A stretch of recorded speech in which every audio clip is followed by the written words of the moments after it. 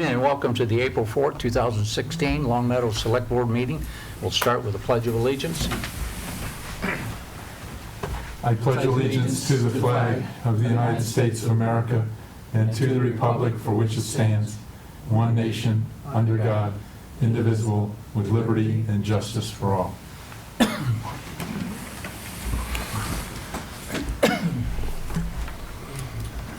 Once again, good evening, everyone. We'll start with announcements. Does anyone have an announcement? No announcements. Resident comments? Motion to adjourn? Okay. Select board comments? Yeah, I have a comment, Rich. Go ahead, Mark. I've been reflecting on our budgeting process, and despite what you're about to hear, I'm not backing off my support for the budget vote. It was a vote that needed to be made. But I just wanted to reflect a bit on the process, because balancing our town budget came down to a difference of $28,000 on a $65 million budget. My concern is that we heard a lot of talk about one town, and there can be no more us versus them, the school committee versus the select board, but that just hasn't worked out. And in the end, it was the select board that cut $75,000 from the general government budget, including a cut of $28,000 from a 12-year-old long program of funding the fire apparatus from current revenue rather than from a debt exclusion bond. The school committee chose not to make cuts, but rather funded their $50,000 for their budget from available funds. Why this took place is because, despite efforts to the contrary, a budget compromise was anything but that, because in a compromise, both sides give up something.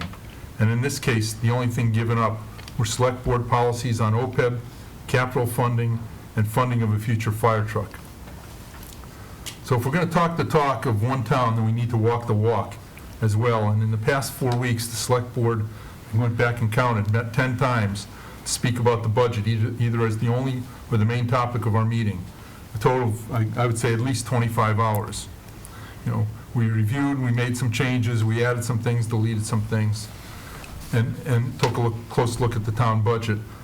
Kind of amazed that the school committee believed that the budget developed by the school administration was so tight that their only possible action to implement a program that they strongly supported, the free full-day kindergarten program, the only possible action was to use $50,000 from the school choice fund.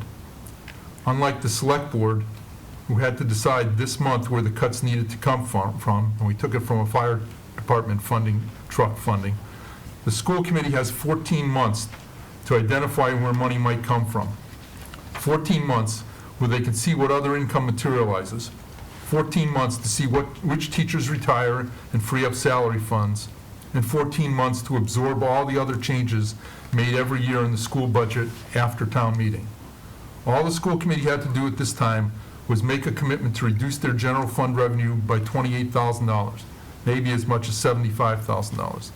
This year, during the 11 months since the town meeting approved the last school budget last May, the school committee found sufficient funds in the budget, in this year's budget, that was approved by last year's town meeting to fund the superintendent's search effort, pay a legal settlement, and add 3 full-time positions to their budget. All that in the 11 months since the bottom line general revenue support was approved by residents in May of 2015. But this year, they wouldn't find $75,000 for the next 14 months. I'm not suggesting that any of the expenditures they made this year or the added positions weren't necessary, or that the shifting of the school committee budget was improper, because in fact the school budgeting process established by the Commonwealth allows just such flexibility. My point is that in a $65 million budget that year after year changes throughout the year to reflect changing dynamics of the school year, the school committee chose not to try to find $75,000 and instead required the select board cut funding to the fire truck. From my way of thinking, such a decision was not about the money, it was about demonstrating budgetary control. Tried to figure out why the school committee acted as they did. My best analysis is that the actions that took place did so because the school committee meeting that was held on March 28th probably should have been held a week earlier. Because the school committee budget that was approved on February 20th was based on a subcommittee review and on a superintendent's PowerPoint presentation of 32 slides, of which only 12 were about the budget and the rest about teaching philosophy. While the select board spent 10 meetings reviewing each department program and budget line item, the school committee delegated this review process to a subcommittee of 3 members. It wasn't until March 28th that there was a public line-by-line discussion of the school budget. So where are we? We have a balanced budget that the select board, the school committee, and the finance committee agree should be approved by the residents of Long Meadow. That's exactly what the school committee and select board were elected to do. As part of this budget for the coming year, the DPW budget will be $48,000 lower than it needs to be, $48,000 lower than its starting point for the following year. Our OPEB funding level will be over $130,000 lower than it should be. Our capital expenditures are over $150,000 lower than they should be, and our fire truck allocation, $28,000 lower than it needs to be. I think you can hear that I'm somewhat passionate about the fire truck funding. But we have a budget agreement. My hope is that the residents of Long Meadow remember this year's budget process next year when we ask to fully fund these programs that were cut this year in order to reach what some call a budget compromise. So yes, I support the budget we're proposing, but please don't ask me how we got there, because the process was far more flawed than it should have been. Okay, thank you, Mark. Thank you, Rick. Any other comments? No? No select board comments? Okay, town manager report. Thanks, Richard. So I have just one item that's in the packet. It's a memo from the DPW Director Mario Mazza to me about one of our capital projects that was funded largely through Community Preservation Act, with the library stairs and ramp replacement. And as you can see, the work that was funded by the CPA is about half of what the bid came in at for when we finally bid the project out. I don't really know what to say about it other than Reinhardt Associates, who was at the time, our on-call architect and engineering firm, who helped us through FY16 capital planning projects, I think underestimated certain components of the job. So the project development, all I can tell you is that the people that were involved in the project development and the preparation of the estimate and the specs are no longer with the town. So I'd like to think that we won't have one miss the mark this badly again, but I didn't think we were going to have one miss the mark this badly this time. So I have it in there just for now as an FYI. I did talk to the chair of the Community Preservation Act Commission, Stephen Weiss, about this. Unfortunately, the warrant is kind of set, and you would need a town meeting vote. Right now, we're in the process of reviewing options, looking at potential sources of funds to bridge the gap, and may present something for board consideration going forward. There is the potential that I will request that the board set a special town meeting within the annual town meeting to accomplish some right-of-way acquisitions, either through permanent or temporary easement for the Converse Street replacement project that's on the tip. That's something Mass DOT has required us to do. The DPW and our engineering department are working very, very hard with our consulting engineers to get the right-of-way plans completed to Mass highway specifications. If we were able to meet their deadline, then it would be obviously the April 19th meeting would be the last time we could make that request, and the board could do that because it has to be 2 weeks in advance of town meeting. If we are prepared to request the special town meeting for the Converse Street project, then the possibility exists that we would talk to the Community Preservation Act, the Community Preservation Commission, about using some undesignated fund balance or seeing if there are projects that were under budget, and then perhaps they could prepare an article for consideration for the select board so it would be a 2-article special town meeting warrant. So that's right now, that's the only concrete possibility we have out there that would really enable this project to proceed sometime this summer. We're still Paul and I are still looking at options, and so right now it's just an FYI, and we'll keep the board informed as things move along. How many bids did you receive? Do you have any idea?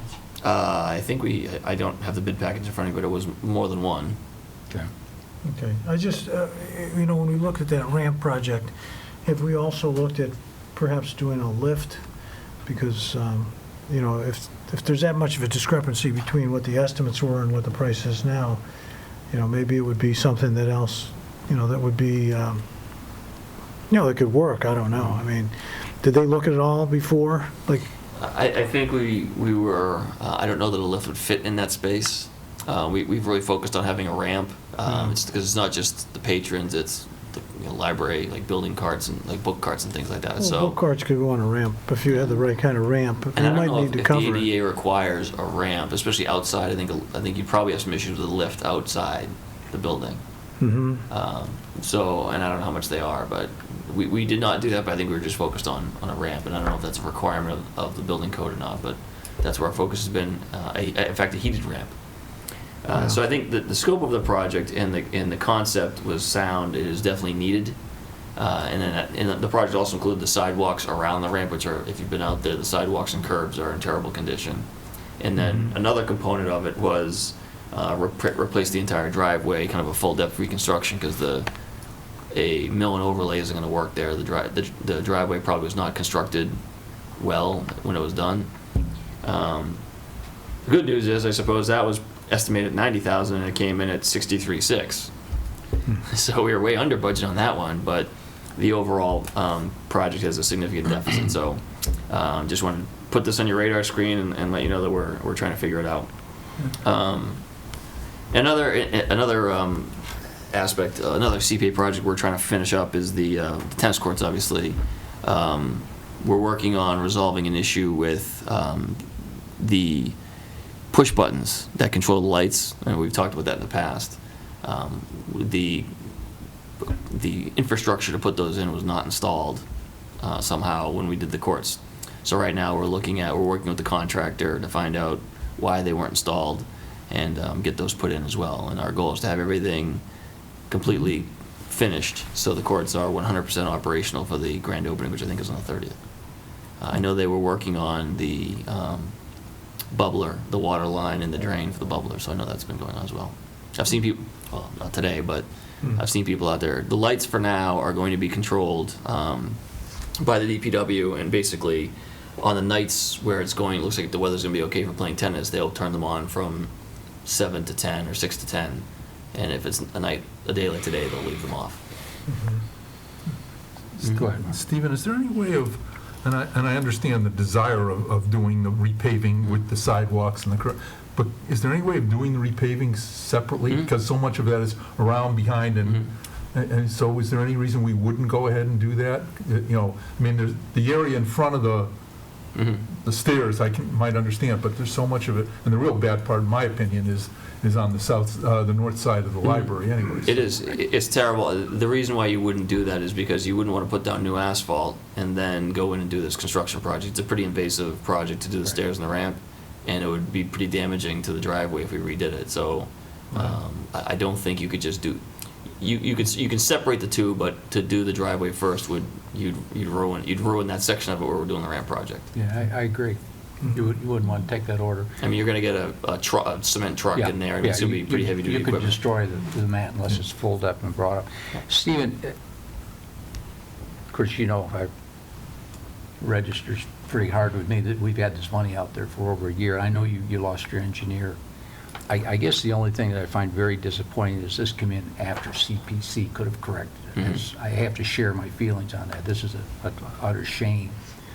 This is an extremely important project. As you know, you've seen the condition of the facilities. Are you exploring stuff that you could even defer this year? We are. It all takes a town meeting vote to do the transfer and to take funds from one thing to another. It all requires a town meeting vote, and we are looking at all those options. And that we could bring out on this an amendment to the budget on our town floor? I don't know that we could amend the budget because it would be we'd have to figure that out with town council. Well, the reason I'm saying, if you don't get the money in the spring, this job's not going to be done for another year. That's my only concern. I think that's probably an accurate thing. I mean,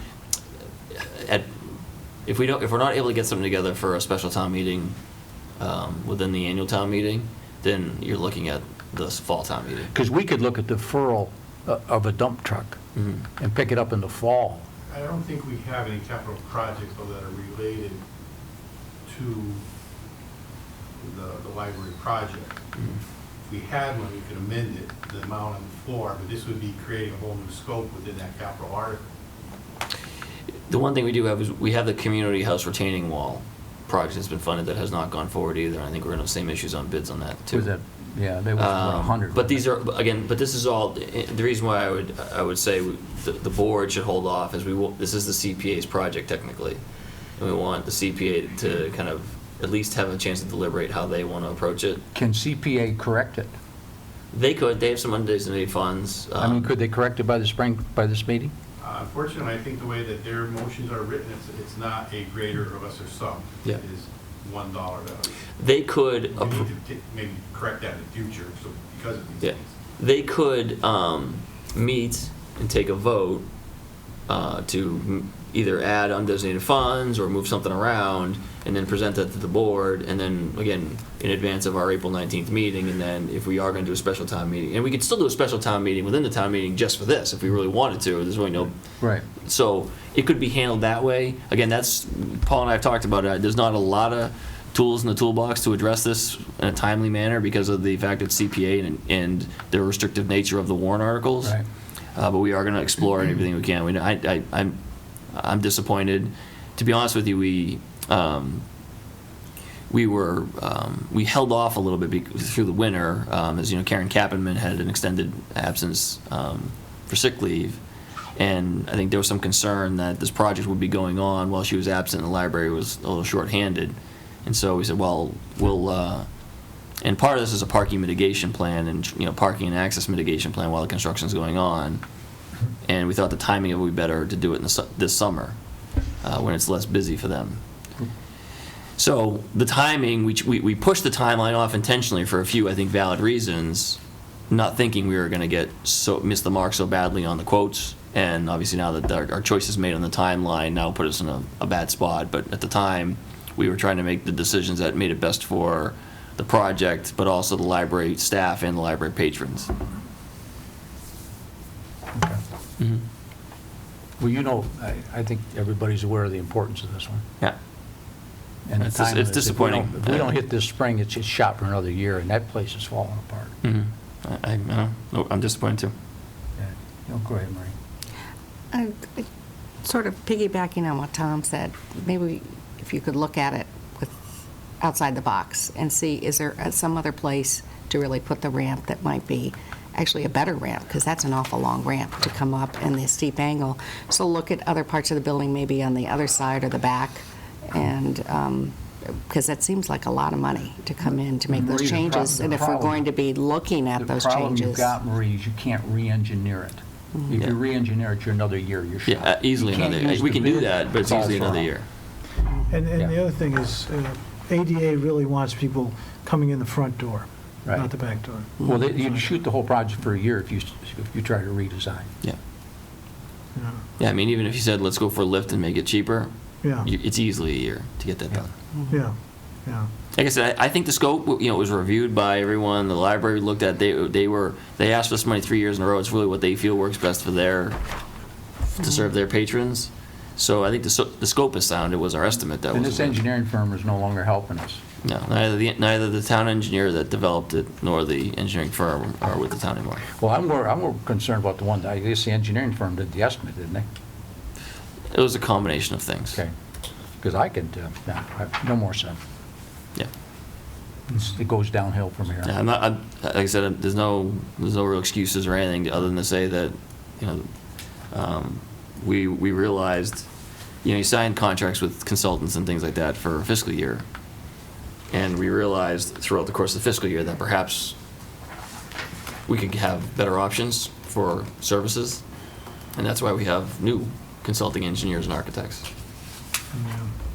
Well, at Springfield College, they redid their gymnasium, which is, one of the oldest gyms in the country, and they had a huge obstacle, but they had a series, they had a ramp for the outside for the first part, and then they had an enclosed area where then they were able to put in a lift for a wheelchair lift. Mm-hmm. And, and you'd have to make it big enough to carry carts of books up also.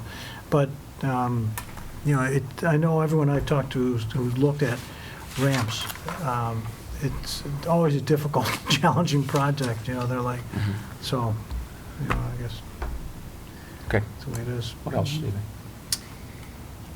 That's about it for now. I mean, I think we've just been, as Mark laid out, we've a lot of things have been kind of set aside. I did get a finalized report on the middle schools that got kind of buried in budget mania, but I did get that. I will send that out. The school, I did send it to the business manager today. He had a middle school subcommittee meeting. Okay. But I'll definitely share that. Should have gone in the packet this week. I apologize. This request that came in from Debbie from the town clerk on the town meeting, I noticed we just didn't get it on the agenda. I guess we'll slip it on because I think it was in everybody's package, wasn't it? Okay. It was a separate email, I think. Yeah. Okay. So that wasn't part of your report then. No, I mean, I was going to defer to you as to whether or not you wanted to add it to the agenda now and get it locked in. I mean, it's a pretty non-controversial item, but the scheduling of either the auditorium or the gym takes some time in advance. Right. And everybody did get a copy. Tom, you didn't bring a computer. Did you see this? No, I have a computer. I didn't see it. It just came in. But Hey, Marie, did you see it? Yeah. Yeah. I know we've talked about the difference This between one is space and dealing the with other. the rescheduling of or scheduling of what is it? Oh, for fall 18, Yeah. the 25th. I do have Fall town meeting. I do have another town manager report item. Okay, go ahead, Steve. It's not, and I apologize for not having a memo on any of this stuff, but the bank, the J.P. Morgan Chase Bank that owns the Young Estate, did sign a contract with a contractor out of Munson. He was probably going to start work on repairing the front porch today. Obviously, that didn't happen with the weather. But they do have, he's under contract. He did meet with the Historic District Commission. You know, he's been communicative. He's been in talking to our building inspector, who did issue the building permit. So people, I think, will be seeing progress out there as soon as the weather gets a little nicer. I'm sure as everybody saw in the news, there was a break-in last week. The police, fire, and building inspector have all been in contact with the management company and have kind of laid out some expectations and are working together to make sure that there are no future instances of that nature. And I think having the contractor there will give an added level of security to the site. So I know it's been a trouble spot and it's looking even worse with it seems like it's progressed a lot worse over the winter.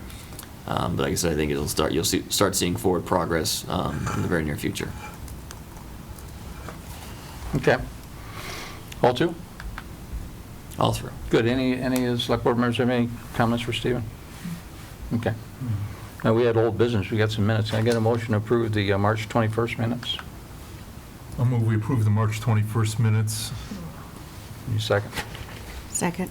I have a correction I'd like to submit Okay. on, as warrant Article 7 we were discussing, and it said Mr. Gold does not support taking taxes for fees. I think I meant exchanging taxes for fees, so I'd like to suggest that change. Debbie, that's one of the ones I sent you. Oh, you sent it. That, I sent you that correction. Is that the only That's it. modification? That's Okay. it.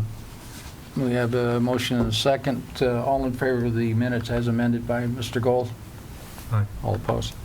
Okay. A motion for the March 29th I minutes? move we approve the March 29th, 2016 meetings of the special select board, minutes of the special select board meeting.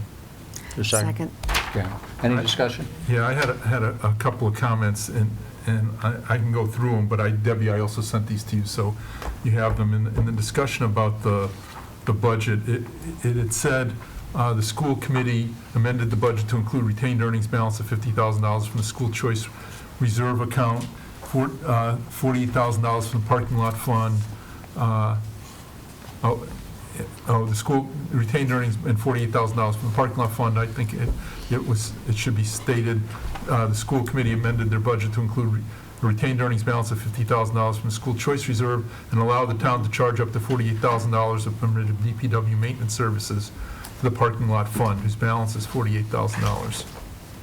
It then went on and said the parking lot fund, I think it should say the allocation of the parking lot fund reduces the DPW general fund by $48,000. I was trying to clarified that. I also, Ms. Angelides made a motion to accept the school committee compromise and cut the fire truck fund by $27,000. I think it should say cut the fire truck capital appropriation by $27,000, so we find that it's a capital appropriation that we were cutting and not an operating budget. And also, there was another change that it said Mr. Gold will oppose Ms. Angelides' motion because he does not like where the money is coming from. And I just added parenthetically the fire truck fund, taking the money of the capital appropriation budget. I wanted to just define that it was the capital appropriation budget. Those were my only suggested corrections to the budget. Okay. Debbie, I sent you all of them. Yeah, thank you. So we'll vote on the minutes as amended by Mr. Gold. All in favor? All opposed? Okay. Let's, before we get to you, why don't we grab this special town meeting request, or the annual town meeting request. The town clerk had sent an email out. She has 3 dates, October 18th, October 25th, and November 15th. October 18th was the clerk's first choice. October 21st was the second choice. November 15th, not recommended, too close to the election before per town clerk. We apparently had brought this up in our January meeting, and we just overlooked it, and we did not set for the fall town meeting. So do we want to do a motion to go for the October 18th, the clerk's first church, for our fall town meeting? I'm just wondering about whether that's early based on, what we need to do. I mean, we've got a certain amount we've got to clear. That date is early. I had thought there was a different order of preference, but you must have sent a different letter. Well, I was thinking October 25th, which just gives you an Yeah, extra week. that would certainly be better. I mean, the things that we have to get in line is basically get the certification of the new growth, so we know where we are when we go Okay. through the final budget. So if that would be a preferable date. I know she wants to stay away from the presidential election, which would be the following Tuesday. Right. Yeah, because last year was November 3rd or something, or? No, yeah, it was early November. Yes. Yeah, early November. Okay, well, yeah, hers was number one was the 18th, and you're saying you'd rather have the 25th for financial reasons? Definitely, as Okay. opposed to the week before. I don't know. Okay. I thought her Well, first yeah, preference was in November. why couldn't we do it November? It changed? That's after the Okay. presidential, right? What would be 15th. wrong with the 7th? No, we could do it the first week in November, too. Well, that first, Yeah. isn't the first Tuesday of November the presidential election? I think this is when Or she's saying the 7th. gyms, the auditorium's available. Oh, yeah, that's true, Yeah. too. Yeah, because she's Oh, done. no, I think she doesn't want it the 7th because that's the presidential election. Right. She Right, can't be in two okay, places at once. that's the first Tuesday, yeah, that one's definitely The out. 7th, yeah, okay. So October So it's- 25th. And pushing it the extra week to the 22nd gets it too close to Thanksgiving? Yeah. Well, I think that's Thanksgiving week, generally, it is. yeah. And she's complaining it's a little too close to the election, too. Will the 25th give you enough time to get that certification? It should, we're not going through any type of major reval, it's not a 3-year, we'll get, the assessors will kick them in the pants a little bit to get going, we'll be all set. A motion for Motion for the October 25th? 25th for the fall town meeting? Is there a Special second? town meeting? I'll second. Okay, any further discussion? Okay, seeing no discussion, all in favor? Okay, all opposed? You want to pass that on to the town clerk tomorrow then, Debbie, please? October 25th? Pardon? October Yes. 25th? Yeah, 25th. One-day liquor license? Yeah, I move we approve the one-day liquor license for the, I believe it's for the St. Mary's Knights of Columbus Mhm. to be held in St. Mary's Auditorium on Saturday, April 30th. And it's the Italian dinner dance. I'll second that. Okay, we got a first and a second, any discussion? All in favor? All opposed? Ms. Debbie, you have the license first to sign. Okay, FY18 budget review discussion. Stephen, it's all yours. Stephen and Mr. Pristurgic. While I'm doing the AV stuff here, Maybe I can have give another us, hard copy, maybe. yeah, give out a cent, you want to do a hard copy? Well, in case they want to take notes on it. I guess we could tell the people at home, we had so much fun with the 17, we just started to jump right into the 18. The ink is almost dry. Yeah, it's almost dry. What the heck? Yeah, we, You giving all hard copies? no good deed goes Yes. I unpunished. won't bother with this then. You're lucky man today. Well, maybe for the residents? Yeah, is there something that we could put up on the screen for those that are watching, Stephen, or is it easy to get it up? You need to have two computers. You need to have one of these Apples so you can throw it up on Apple, too. You can't. Well, I'll start. Okay? Again, I was asked to kind of come up with some numbers for FY18, and what better place to start is with the final budget that was approved by the Select Board last week. First of all, we're trying to estimate what our additional sources would be for FY18. When it comes to the property tax, it's fairly easy to anticipate what the property taxes are going to be. The 2.5% new growth. And I'm on the side that says FY 2018 budget sources and uses, just so we're on the same side. But anyway, the estimated growth in property taxes for FY 18 at this point in time will be $1,135,000, and it's some small change at the end. New growth, we always start off with a fairly conservative number, and I put in a number of $125,000. It's been our standard number until we actually know better during the process whether we could amend that upwards or downwards. 99 times out of 100 it's gone up anyway. And then there is a small increase in the debt exclusion number for FY18 based upon our debt service schedule of $126. I'm anticipating for FY18 an additional $100,000 coming in from Chapter 70 money based upon the full-day kindergarten. I think that was discussed during the FY17 budget process. But I also backed out the $100,000 that the Select Board had opted to use in reserves in order to make this budget balance. So in essence, it's a near wash. It's just going to be basically coming in from one source and being a depletion of another source. And then there's a minor other of $922. But regardless of the $922, we basically have $1.259 million, $1,259,000 in anticipated new revenue for FY18. Now we look at the other side of the budget, being the uses. Based upon our current service levels and based upon the FY17 budget, I believe the school collective bargaining agreements have a 2% cost of living adjustment built into their salary line items, collective bargaining agreements, and above and beyond that, we have people moving up and down the scales or even across the scales. We anticipate, or the historical amount was that automatically costs us a 1.25% increase. So based upon their current general fund budget, I'm anticipating that the cost of the school collective bargaining agreements for FY18 will be $875,000. Using those same assumptions on the non-school salary line items, and that is a 2% so-called cost of living increase and a 1.5% step increase, it would cost the town nearly $374,000 just to fully fund its current service levels, its current staffing levels for FY18. We get in some of the other areas of employee benefits, which I'm going to use the term non-discretionary funds, that we're going to really have to fund these, and we don't really have a choice. I would anticipate that the health insurance in FY18, I'm anticipating 7.5% from the Scantic Valley Health Group. You say 7.5? 7.5% is the number I'm using right now. You know, it could, you know, got caught this year, it was a higher amount. I'm just hoping that the trends turn a little bit in the Scantic Valley Health Group. Their reserves are declining, obviously. They put in a good amount of reserves in this fiscal year and estimated for next fiscal year. So that number could go, more than likely, it's probably going to go higher than that. But anyway, that's the estimate that's put in there right now. That 7% increase in health insurance would comes with a cost of about $314,000. The pension assessment is actuarially determined, and the amount, the highest, I think it's A though. Let's do one.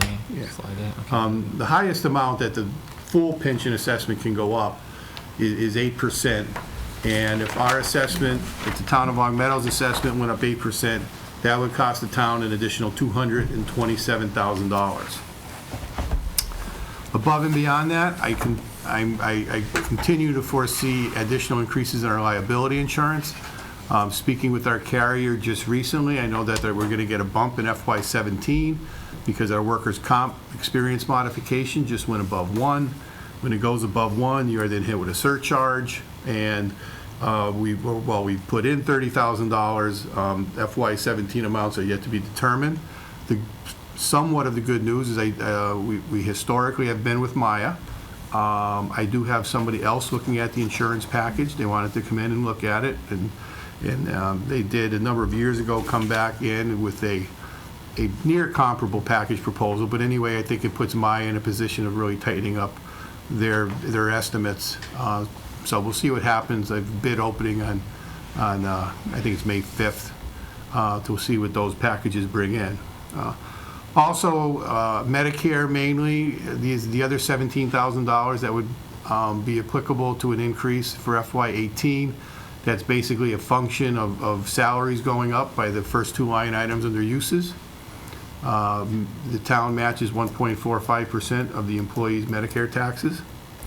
A small, in debt, our debt amount will go up by that simple $126. That's obviously comes in revenue in debt exclusion. The capital contribution in FY17, the select board wanted to go up to 2.75. It did not meet that goal. I put that goal back in for FY18 to go back to 275. And if that goal was met in FY18, it would be an additional that extra 0.25% from where you are today, roughly around the 2.5, would cost an additional $170,000. And then lastly, the OPEB contribution, again, the goal for FY17 was not met. Applying that same goal, going up from 0.5 to 0.75% of property taxes for FY18 would cost an additional $131,000. So when you add all those uses, it's well over $2 million, $2.1 million. And when you put that and apply it to what we think our additional sources are going to be, we are starting off with a deficit of nearly $900,000 on paper at this point in time for FY18. Not surprising, the FY17 budget started off in October of 2015 with over a $500,000 debt deficit. Things probably are really not getting any better on the, from the sources side, and probably getting a little bit worse on the use side. But anyway, we start off with a potential deficit at this point in time of that $881,000. Now, what I've tried to do in this, on the back sheet here, is give an indication of how that money is going to get eaten up very quickly. We have discretionary spending. What I would define as discretionary spending and non-discretionary spending. And I'm defining non-discretionary spending basically to be the health insurance, the pension, the liability insurance, the other employee benefits, and any change in debt service. Those are the things that have to be paid. We really don't have much of a choice on how those are handled at this point in time, unless there's some changes made with benefits and things to that level. But those amounts are line items, assessments that come in from outside sources that, again, our hands are kind of tied. The question would be whether the discretionary or the non-discretionary uses would also include the capital and the OPEB. You can see on one side of the gray line, I actually have them, I don't have capital and OPEB, but on this side of the gray line, I do. And the reason for that is again, it would be a discussion with you folks on how stern you're going to be with those non-discretionary amounts or those capital contributions and OPEB contributions. But regardless, in either fashion, if we take away the additional sources that I anticipate for FY18, the 1.2 million, and if we back out the non-discretionary, on the right side of the gray line, we'd have $670,000 that we would have available for the The non-discretionary parts of the budget, those are your departmental budgets, whether they're general government, police, fire, school, recreation, library, things to those sources. If the capital contribution and the OPEB contribution are characterized as non-discretionary, we're only going to have $367,000 in which to apply to, again, those discretionary budgets of police, fire, general government, school, so on and so forth. Now, on the very bottom, what I tried to do is that I also tried to show what percentages of the current budget are reflected in the FY17 budget. And right now, the total budget, debt service makes up roughly 6.9% of the general fund budget. Employee benefits and liability insurance, roughly 14.46.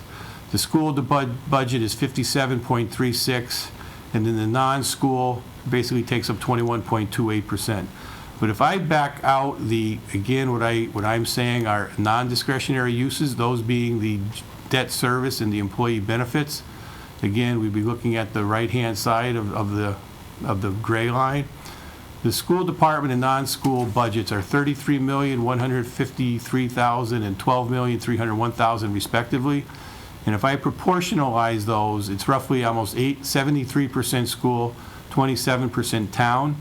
And if we apply those percentages to what I've shown above in the yellow line as being available for discretionary uses, the school department would be given a budget estimate that's anywhere from $268,000 to $448,000 above their current budget. That would be somewhere from about 0.75% to maybe 1.25%, maybe 1.5%. Yeah, the question I have, though, with that logic, because it's true, the schools do not show all of the stuff that's on our side of the budget, but here you incorporated it. But if you turn around and use that split now, then there is a reward going to the schools for something they never had in their budget to start with. You're referring to DPW support and things of that nature? Yeah, all the insurances and everything else. I mean, the formula, when you come down, you're going to say that that's 73%, but in fact, they do not pay for it right now. It's off on our side. It represents 73% of our total budget, but it wouldn't seem reasonable to agree that they would be reimbursed with 73% of X dollars coming in. We have those estimates for FY16 and some estimates for FY17. If those amounts wanted to be fully loaded, as you're saying, I do not have that information obviously right in front of me today, but certainly they would change around those percentages in some which way, shape, or form. I mean, the bottom line is there's not much money when we have a $45,000 discretionary, $45 million discretionary budget, and roughly at most $670,000 to plug into there to meet salary negotiations, any type of increases in just cost of or just inflationary measures. You're probably talking about that's roughly a 1 to 1.5% amount that the budgets can grow next year in those non-discretionary lines. And forget about the distribution. That's the bottom line of how much their budgets can grow. Right. But you see my point. What I was No, saying I understand your point correctly, and we can look at those to change around the how we proportionalize them. Right. But the bottom line is 1 to 1.5% are the amounts that the budgets can grow next year at the departmental level. Yeah, for that type of split, I think you'd almost be better to strip all the benefits back out and from both sides and take it back and see, okay, what's the raw budget, to get an idea, because should be discretionary funding to support the operation. But then you'd also have the weird one that comes back and slaps you in the face, is because DPW is about 70% personnel, 30% supplies and materials, where the schools may be 85% personnel, 15% supplies and materials. So the need is so much greater for discretionary funding. When you get onto the labor-intensive operations, I don't know what your law enforcement, administrative, you're what, 95.5? Probably 90-10, but 90-10. we're up there. Yeah. No, and again, we have those numbers. Again, when we do the end-of-year report for the school department, we do itemize the DPW cost. We do itemize the other related costs, whether it's crossing guards and things of that nature. And we do itemize them as such as what is the direct budget and what are their employee benefit sections. So we could do that and extrapolate some numbers moving forward into FY18 Yeah. based upon 15 actuals and 16 estimates. Yeah. To me, it's almost like indirect and direct benefits. You want to show indirectly what the school budget is. Right. And that's true, that's what it is, Right. but, I think we'll see once the warrant is produced also. yeah. We have what we put in this year, as we do it in all the other years, what are the indirect costs for every department? And by indirect cost, I'm going to refer to health insurance, life insurance, pension assessment, if there's any debt assessed to any department. What we also included this year are those other line items for support services that the town supplies the school and the school supplies the town. Right. Ours is mainly fed by DPW.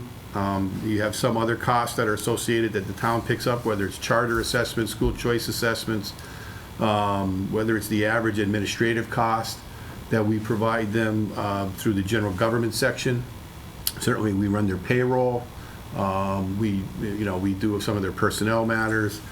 We collect taxes on their behalf to a certain, because again, we are paying for their bills.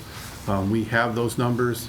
It also has numbers, like I said, for crossing guards. Trash pickup is another thing that is in the town side of the budget. We do not charge them for the pickup of the dumpsters and disposal costs or anything of that nature. We have all those, and we do show those in this year's warrant process.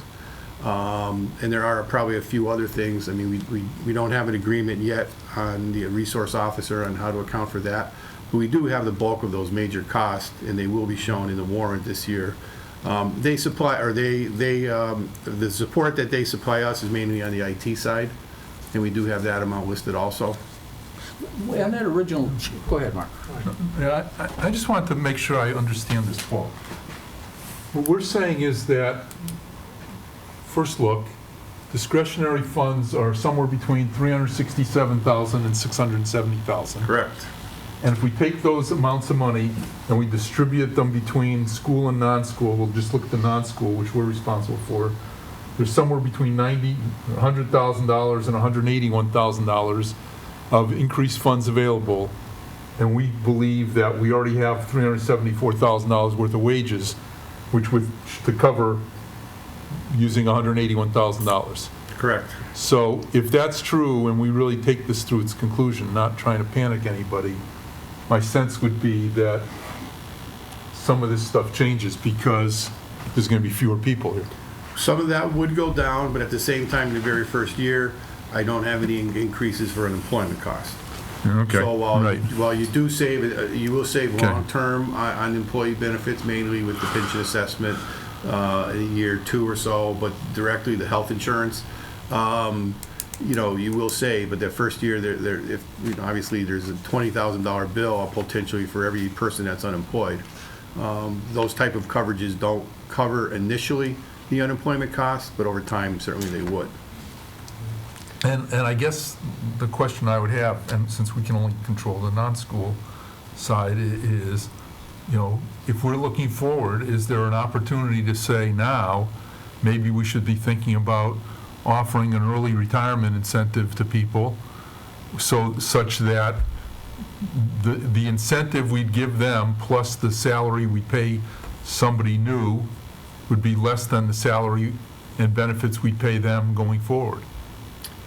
Wouldn't Hanover County have to sign off on that? Well, the only early retirement incentives I've heard of have always come from the state level.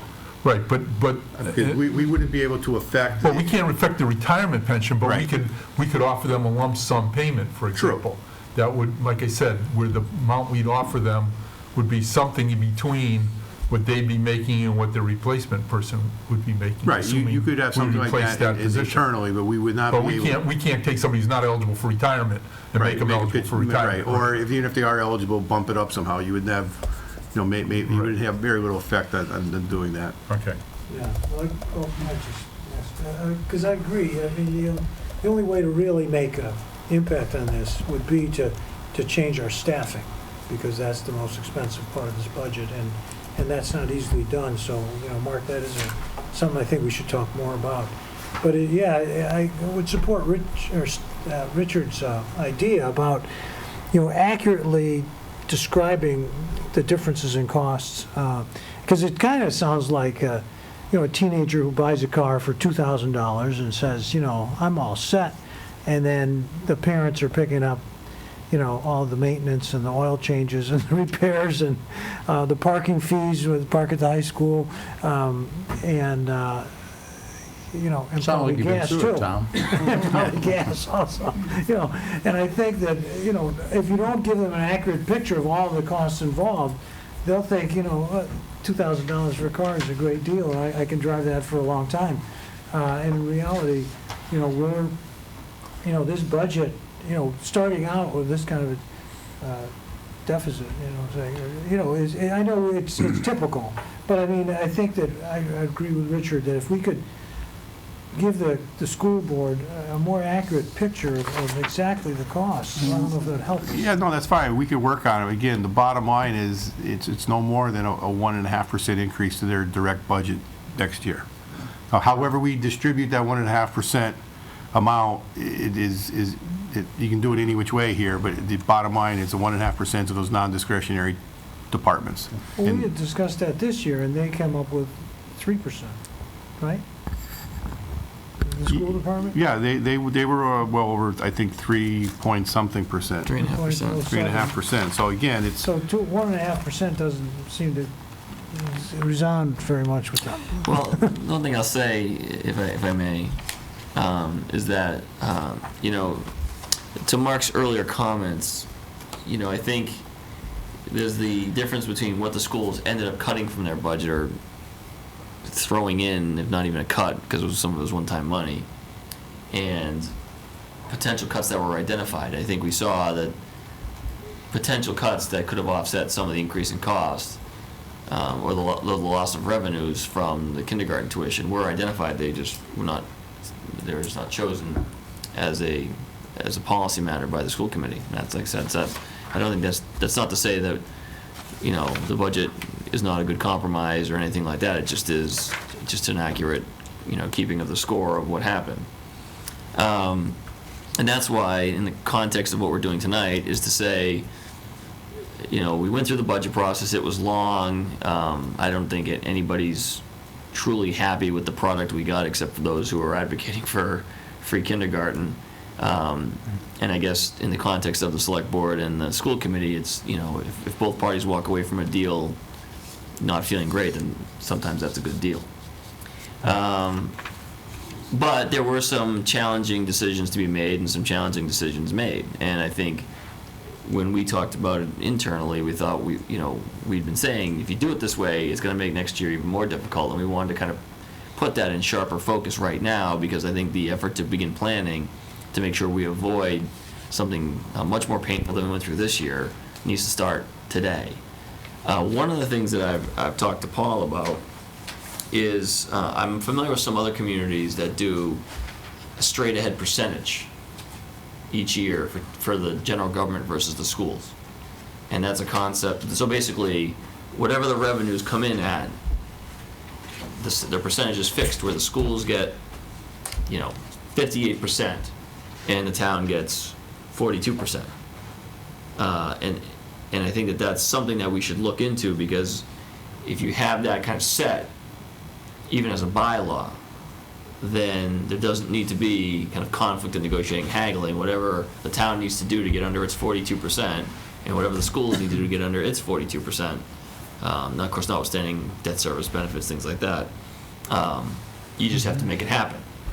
And if you need more than your percentage, perhaps it requires a larger than like a 2/3 vote town meeting or something like that. So that's something I think we're going to try and look at, find out what other communities take that approach, and explore if that's something that could work for Long Meadow, because like I said, it was, the writing is on the wall for FY18, and it's, not going to be pretty. Where's full-day kindergarten in these figures? Will you raise your hand? Full-day kindergarten? Okay, go ahead.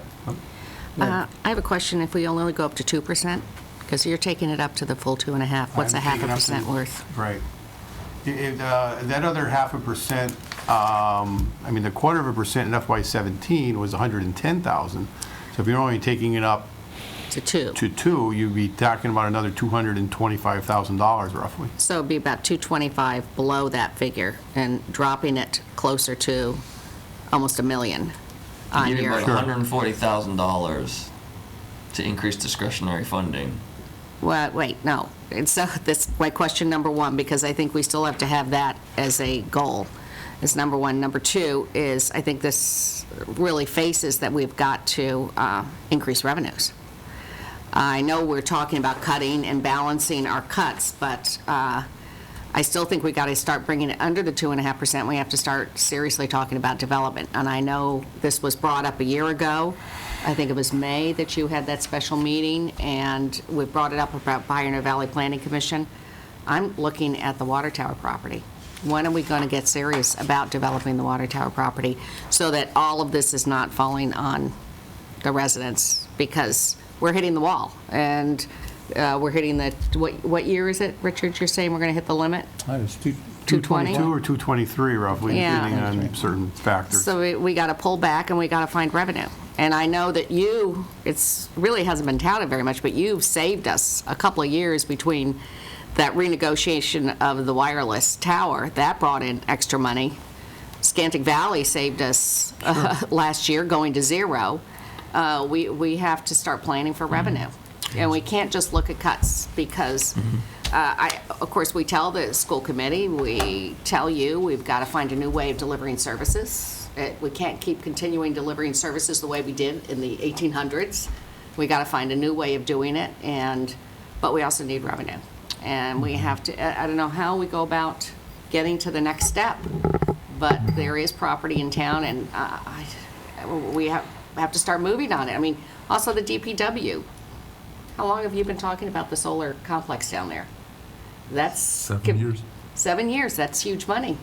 I say, we as a board say, start putting motions on the floor to start investigating development of the Water Tower property and a solar field down at DPW complex. I know we're moving maybe in 2 years, but this is like the third year you come in front of us and you've told us these terrible numbers, and then you sweat blood to get where we need to be, and no one's ever happy at the end. I mean, this last one was especially messy, terribly messy. I mean, how many things our policies we break on both sides? And no one came out happy, but the bottom line is people aren't going to be happy if we keep cutting. Right. So, to answer your sort of question specifically, one of the things that was a silver lining of this process was, you talked about Richard's special meeting last May, Yeah. and we kind of been talking for over a year about tax levy cap, pressures on the budget, within, on the visible horizon, really serious issues in terms of not being able to levy additional capacity, and therefore not being able to meet even level service budgets. Throughout the many meetings we had and the many public comments that we received, we did hear people in the community telling us, we know we're going to hit this problem, we know this is coming, we got to get better. And so I think the message has really filtered out into the community in a meaningful way, that there's now at least recognition that this is a real problem in the near future, if not acceptance, which would mean you can't just take $350,000 of revenues and take it off the table without some kind of offset. That said, we had finally we had completed the survey for the long-range plan with Pioneer Valley, and truth be told, we hadn't really advertised it, and it kind of, I'll say, put on the back burner. But I've done a lot of these throughout my career. What I have found is when you want meaningful public input, they have to be focused on it, and they have to be paying attention to it. And if you just kind of send it out there, even if you do something in the newspaper, or you put something on the website or do whatever, or even if you do a mailer, if people aren't really focused on the issue, you get a very low response rate, and then the data really isn't very good for what you want to do. To some extent, we went through this in the original PVPC survey for the senior center. Very low response rate. People just really weren't focused on it. When we were putting together a warrant booklet, and the budget message that goes in it, I was writing it, I thought, and a light bulb moment, reflecting all the fact that people really have, the people paying attention to the budget process really do understand that this is a big issue. I had PVPC put the survey live and put in the last paragraph of the budget messages going to every house in town, a paragraph about long-range planning and the need to look at our long-range plan and tax revenue, because we do talk about the tax cap in the budget message. And then the address, the web address for the survey is there. I'm hoping people will take the time to fill it out. And then coincidentally, the Chris Goudreau from the Reminder came in the same day that I had this light bulb to just catch up on town things and do kind of a standard Q&A, and he asked me about the long-range plan. I was able to tell him that the survey's ready and gave him the address. And so we're really we're gonna leave it open until July 31st, and we're gonna market the survey and really try and get a huge response rate and get people really thinking about what choices they're going to have, the community's going to have to make, and the reprioritization that's going to have to occur for us to continue on with the quality of life to which we've become accustomed. And it's going to mean change. And I think the one thing I think is going to be hard for people is making that adjustment. And I think I observed that through the budget process this year. I've certainly observed that through the DPW site selection process. People have strong feelings about what they want for their community, and sometimes it's hard to overcome those feelings and accept the practical mathematics of what's being confronted. And that's something I think and again, it's only until you get to the very end of every question and every scenario building and everything else that you can kind of finally say, okay, now I get it, now we need to change. Yeah, I agree that data collection is really hard, because you're asking people to give up, 20 minutes of their time, maybe to fill out a form. I know when people call on the phone, people usually and they hang up right away. That's the first calls they hang up on usually. But, I think you're right, promoting it in the right way, maybe putting something in the warrant is a great way. But also, we're going to have that meeting prior to the town meeting with people who volunteer on committees, and I don't know if we could have some hard copies there for people to fill out, because, if you don't get a quality, assessment, you don't get enough diversity in your sample set too, then you're going to miss everybody's point of view. And so we could also ask the school committee for folks who watch their meetings, for them to maybe put it up and say, this is really important that everyone in town, fills out one of these surveys. It would help us make some decisions for the future. So that would be good. Now, the other thing is we have two developments that are sort of in the pipeline. I mean, one would be the addition to the shops, and then the other one would be where the church is on the corner of, at the end of William Street, further down.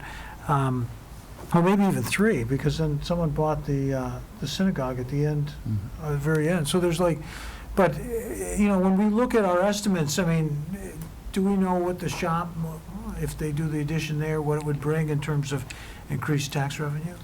Shops, I think we do have an estimate of that. I want to say it was 30,000 additional. I don't recall. I think they presented some of an estimate of that when they presented their project to the board and the town meeting. Yeah. I think the thing to remember though is once the paint is dry, it's another year before that revenue is realized by the town, because the assessment is a look back. And we do our annual inspections, but then it takes a while for the Board of Assessors to certify, and so it's not like they flip on the lights and we get the money. It takes the next fiscal year cycle for that to come into effect. So the shops we may get that by FY18, but it's not included in FY17. And that's the thing. It's like for example the DPW sites discussion. When we look at privately owned sites, getting people to focus on adding the loss of tax revenue on top of whatever project cost you're going to have is an important consideration that people need to make, and I think that's and I keep using that as an example because right now it's the clearest example in my mind of how I think, like I said, changes and maybe a reorganization of priorities is probably in the offing in a meaningful way sometime between now and 2022 or 2023. And it's, like I said, we're trying to get that dialogue going now, so when it's 2021, it's not draconian, the changes that need to be made. So I think that's why you're right, we're trying to get people to think about it now and start, embracing what needs to happen. Okay, Marie? People pay attention, if they pay attention at all, twice a year. Fall town meeting, annual town meeting. And I think if we're going to have the discussion about the solar, placing the solar down there, and we're going to have a discussion on developing water tower property, it should be done around the time of town meetings. When we're Which I ready to think do we that, we should. will. Yeah, We're but I just not think. there yet. I think we should start having a public forum around that time. Put the surveys out, available for people to pick up around the time of town meeting, like he said, so you can go in and out. Also, when we're talking about timing, if you're talking about 2021 or 23 and you back out 2 years, we're there. So anything we're going to develop is going to take 2 years. And as you said, even that, the paint's dry, we're still not going to see it for another year or so. So we're coming up to the point of no return. I mean, so we're crossing the finish line, and the 2 years are already out, the 3 years are out, and I think we have to find some way to get the projects moving this year if they're going to move and make a difference in this problem. Go ahead, Mark. Yeah, Paul, maybe you can help me, but it seems that the last time we saw a scenario like this, not just for 1 year, but for multiple years, because I'm sure in 2019 it's not getting any better, was when the town put together the Budget Five- Strategies Committee. Right, and they came up with a 5-year, literally override plan. The only difference between then and now is then we had plenty of room on the tax cap or perceived to be room on the tax cap to do that, and there's far less room on the tax cap to do that. But, the question still comes up that, and it's an unknown, faced with these options, Stephen, as you said, change the way we think, change the way we run the town, or, take a hit on a Prop 2.5 override.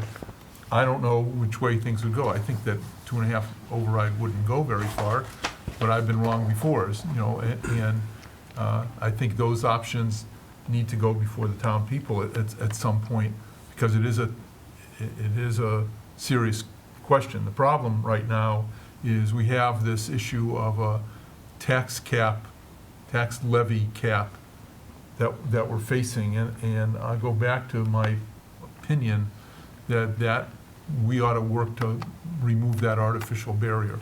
And I say it's an artificial barrier only because of 36 years ago or 30 some odd years ago, when Prop 2.5 was put together, I don't think anybody could possibly have looked forward to, what's happened here in the town of Long Meadow and just one or two other communities. But that doesn't say what result we take. It just makes our decisions a little bit more flexible. And so I encourage the select board to start, because it's 2018 that we may need it, to start thinking in that way. Well, we could write legislative requests. We could if we wanted to. I think we'd want to make sure the townspeople were behind that legislative request before we just went out and did it. On the other hand, people need to understand that getting a waiver of a tax levy limit doesn't necessarily mean we're going to ask for a waiver of the 2.5 increase without certainly override votes if we thought those were appropriate. Okay. So I'm just saying we need Yeah, to. I hear what you're saying. It's almost an unclimbable mountain there. We can't.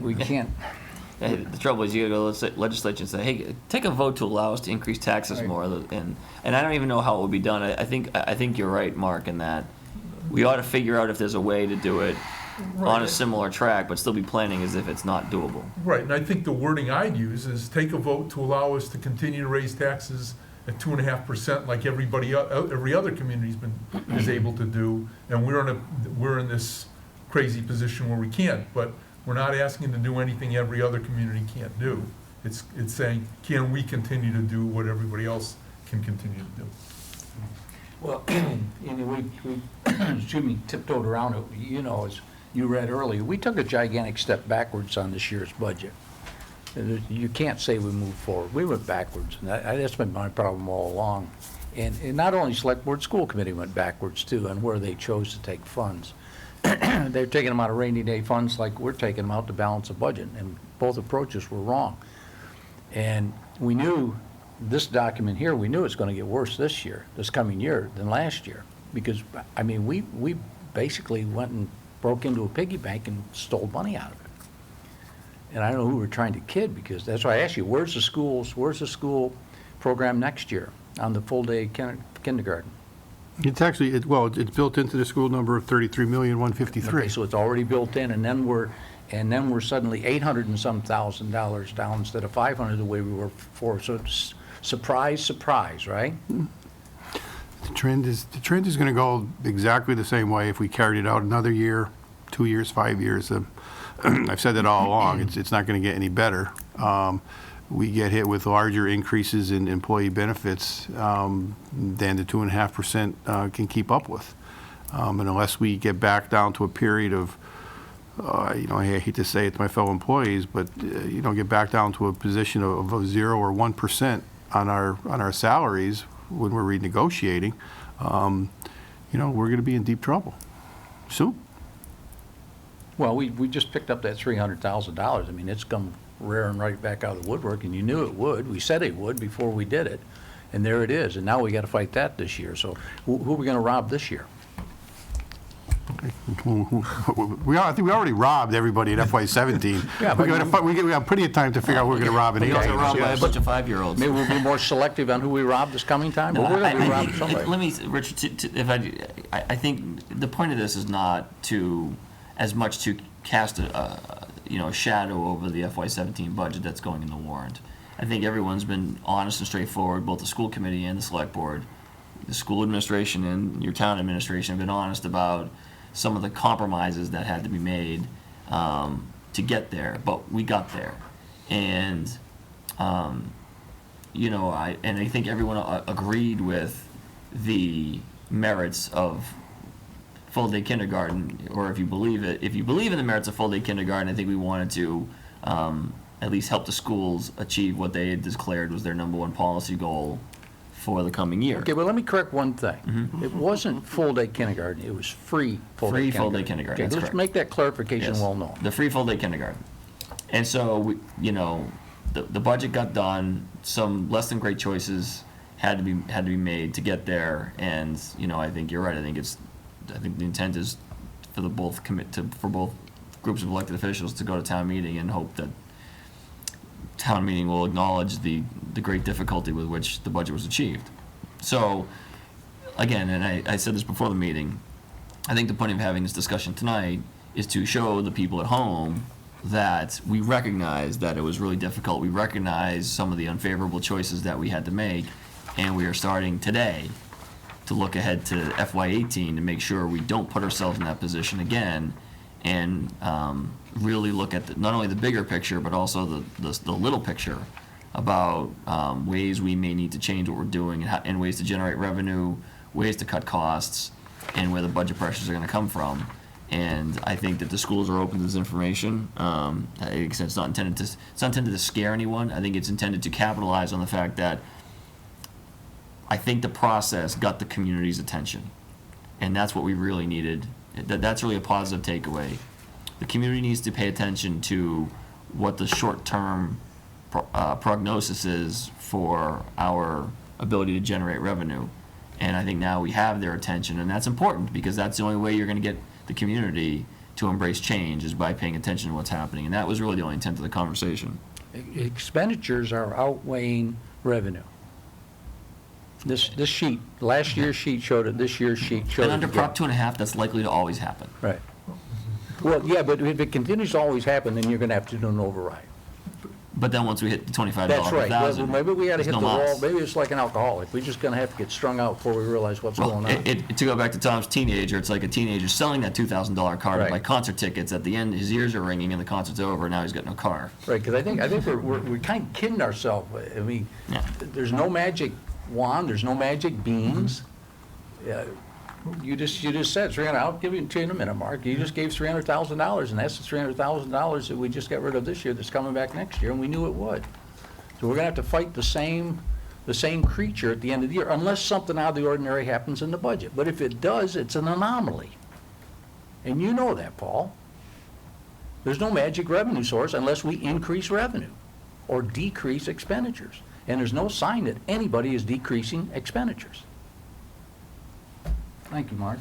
Yeah, so the list you have here, Paul, has nothing here for pencils, supplies, nothing for energy costs. Nothing to do with for inflation. police chief, nothing for operations. It's strictly people, benefits, and tax revenue and other revenue. And so, and because just those additional expenses of people related, and we are a people service-related organization, whether it's the schools or the town, doesn't it behoove us to sit down and put together a plan on how we control those expenses?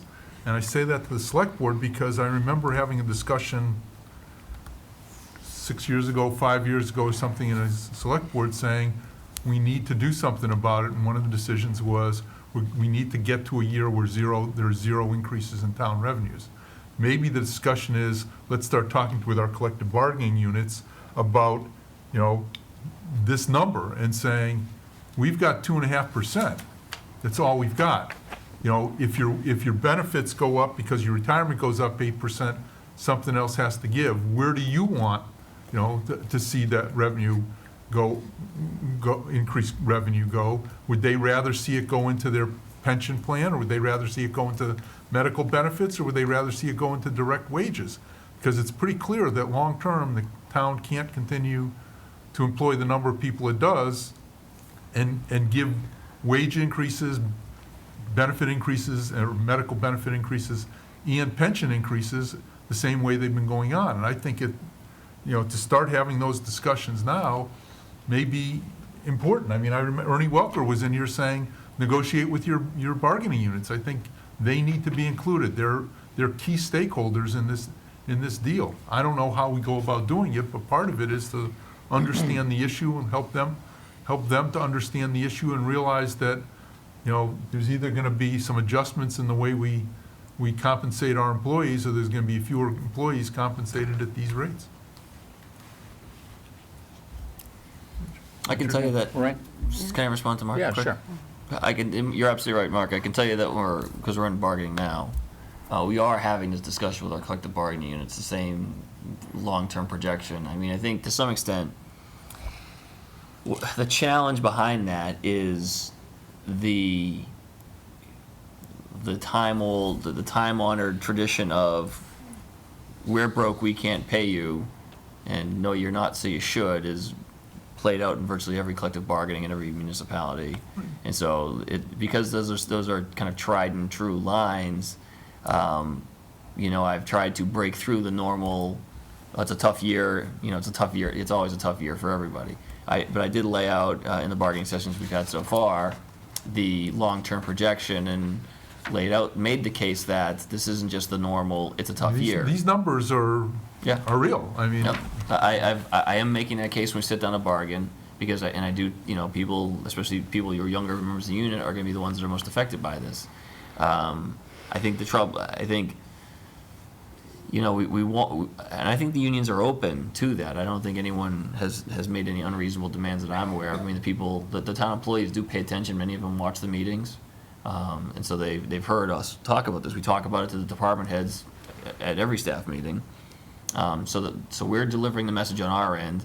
I think the trouble is, if we aren't able to reach agreement because we want to take an approach that's more conservative than any particular collective bargaining unit would like to see, then the decision on what the union ends up getting is made by somebody else who may not see our situation the same way.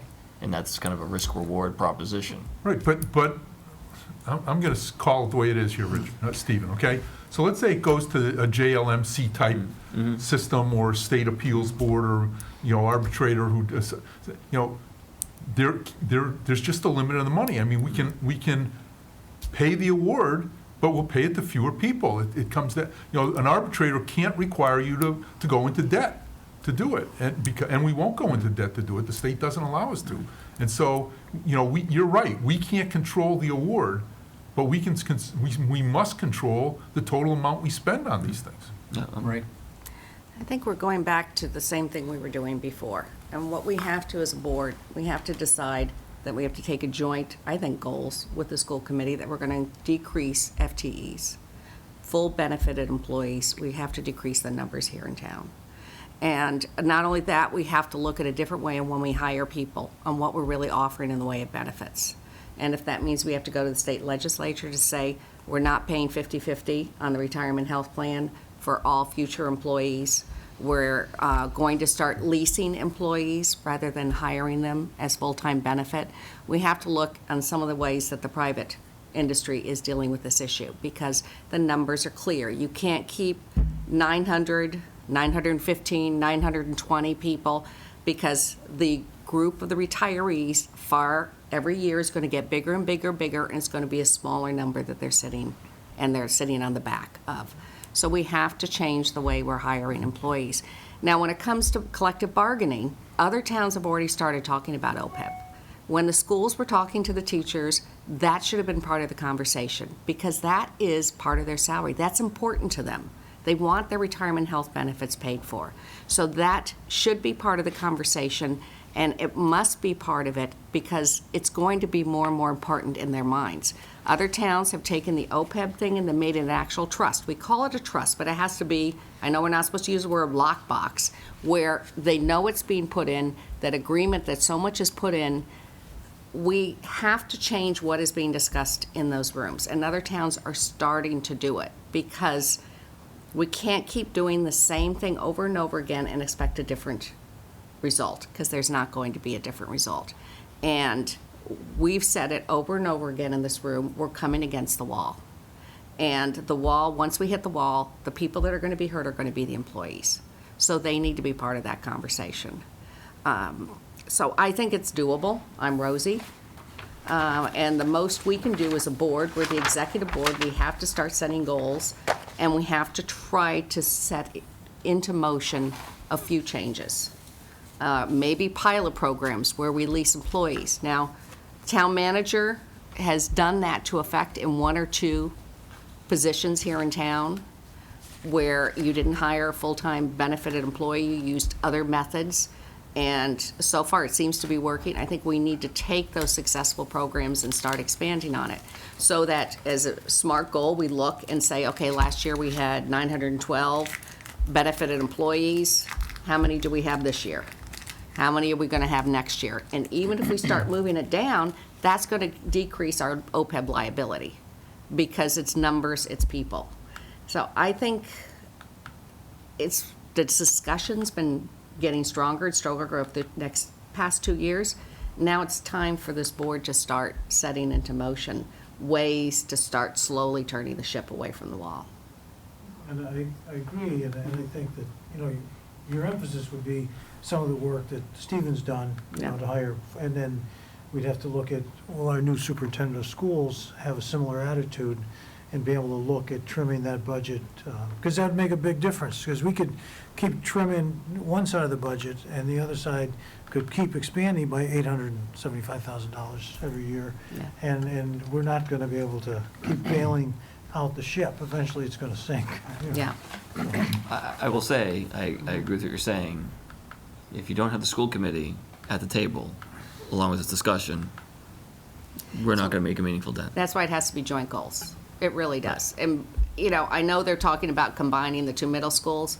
Maybe they can start combining the administration before the schools actually.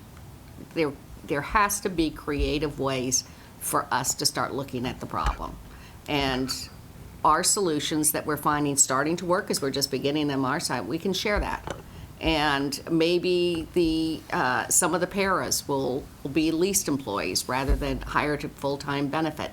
maybe there are other programs out there sharing with other towns, regionalizing some of these efforts and support elements for the schools and the town.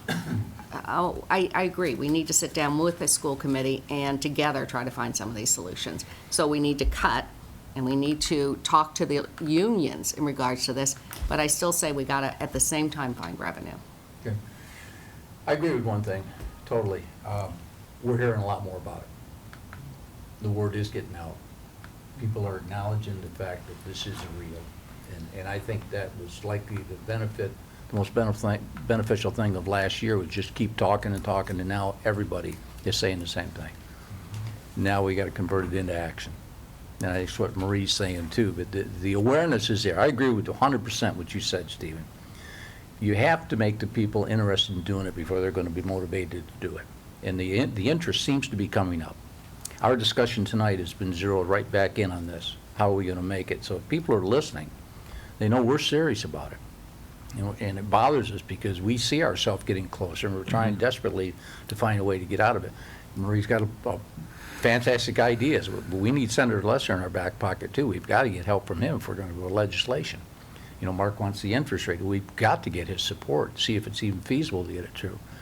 So I think we're going to have to step up that front significantly to get him. I mean, he lives in our community. We can go over to his house and have a meeting. So, but anyway, Paul, I appreciate, and Stephen, appreciate what you guys brought in. I think it accomplished just what you wanted. A very beneficial discussion early in the year. And on the heels of our last budget, I think it's very timely to produce this spreadsheet to say, here's what's looking like right now. Right. Yeah, and again, I'm probably being redundant, Richard, but I think that I want to clarify, this is an attempt to sway town meeting or do anything with the No. FY 2017 budget. We all worked hard to get that put in the books, and we hope town meeting approves it. This is just, it's all fresh in our minds. We wanted to kind of talk about it while it's all fresh in our heads for next year.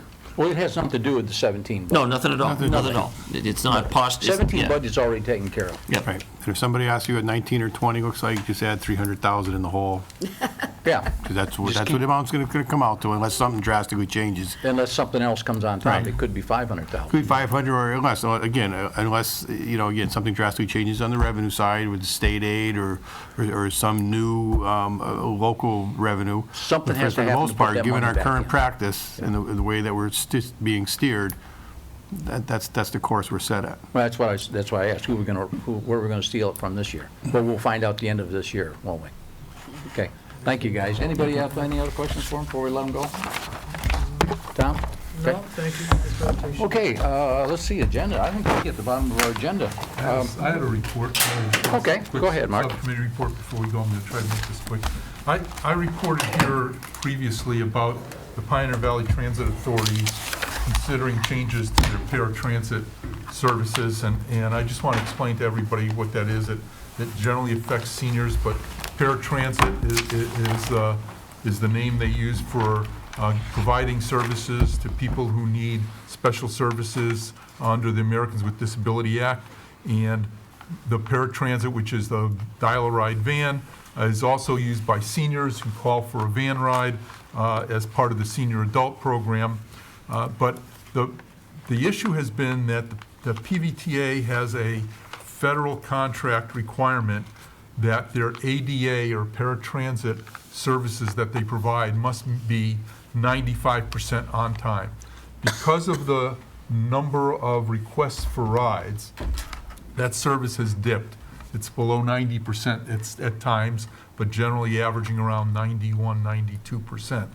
And so they're looking at a lot of ways, or looking at various ways, to bring the service back up, one of which would be to significantly curtail the dial-a-ride services to senior adults, which is the service primarily used by the town of Longmeadow. To make a long story short, after looking at a lot of options, the decision was made to separate paratransit dial-a-ride from paratransit ADA services from senior adult dial-a-ride. The senior adult dial-a-ride will get a number of dedicated vans, dedicated drivers to conduct the dial-a-ride, continue the dial-a-ride service. However, because there is no guaranteed service level requirement on dial-a-ride, it's being done with the acknowledgement that the service level of dial-a-ride may decline. And that's in order to meet the federally mandated requirement on ADA paratransit that those services go to 95% or higher. And so essentially, there's a fleet of, it's about 140 vans, and the split's going to be something like 110 to paratransit and ADA, and something like 40 or 50 to the dial-a-ride service. And so two things are going to happen. One is to try to alleviate some of the issues. Dial-a-ride services will be expanded to Saturdays, so it'll go from 5 days a week to 6 days a week, which will allow people in Long Meadow who use dial-a-ride, if they want to go shopping or go someplace else, they can do that on Saturdays as well. But people need to realize that they will need to make reservations a little bit more in advance. They may suffer somewhat in the service level. In other words, the window that they promise you may be a little broader. If they, instead of saying we're going to be there between 10 and 10:30, it may be between 10 and 11, for example. But the thought process was that this split of dedicating vans to paratransit and dial-a-ride was a way of addressing the federal requirement for ADA and not significantly impacting the dial-a-ride service by taking it away, significantly reducing hours or any of those other applications. There are some other details on the process. I'll be talking to Stephen and Amy Sada about that as we go through it. But in essence, people need to understand that dial-a-ride isn't going to go away. It's going to change slightly, but mostly in the service area. And thank people who have had input to it, and there have been many people who put input into it. That's Mark, my. I have one question. So if a person needs a ride and they call and they need like a handicap lift or something, Handicap is different, that's That's different. ADA, that's Oh, not okay. impacted. All right, It's just- if, I don't drive, I'm perfectly fine, but I want to go visit my relative, or I want to go to the Holyoke Mall, go shopping. Oh, That's okay. dial-a-ride. Oh, that's, I want to go to the hairdresser, I want to go to Play the. bridge at the COA. Right. So that's very different. But ADA is not impacted at all. In fact, the service level will stay where it is. all right, Do thank you still need that resident? Yeah, ideally, we could get a resident who would be on be the ride volunteer or representative on the So it would just be attending the PBTA meetings? PDA Okay. meetings, which happens 7 times a year. Okay, all right, thank you. Okay, before we adjourn, I'd like to let everybody know our next meeting is April 19th. That'll be a Tuesday. Take a motion to adjourn. So moved. Second? Second. All in favor? Of course. Ladies and gentlemen, we appreciate you signing in tonight. We realized we didn't even hardly get you through the popcorn, but we needed to have a more relaxed meeting tonight, and that we did. Thank you, and we'll see you on the April 19th.